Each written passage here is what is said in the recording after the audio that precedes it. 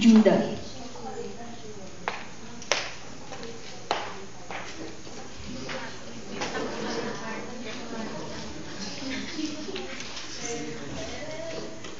Ikaw, Judah, ay papupurihan niyong mga anak ng ina mong mahal.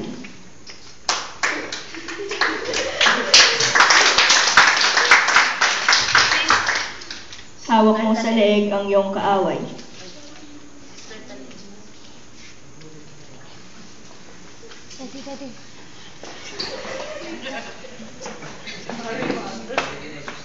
Lahat mong kapatid sa iyo'y gagalang.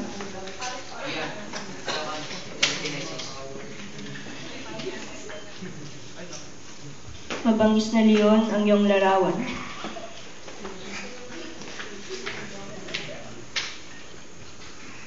Muling nagkukubli matapos pumatay, ang tulad ni Judah ay leong naihimlay. Walang mga ngahas lumapit sino matay.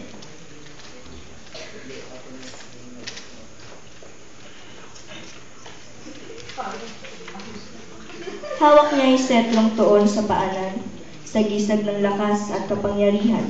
Ito'y tataglayin hanggang sa dumatal, ang tunay na hari dito'y magtatangan.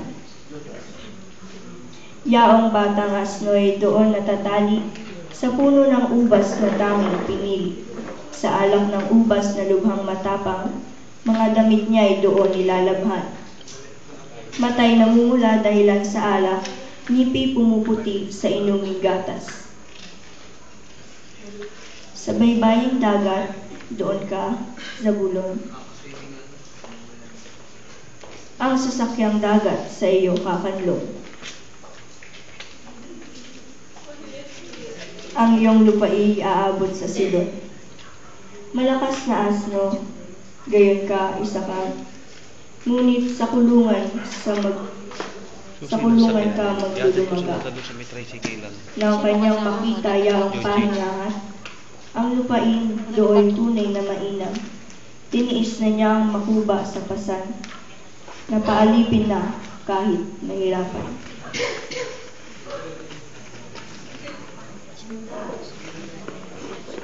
Judah. Lampas na sila kay Judah.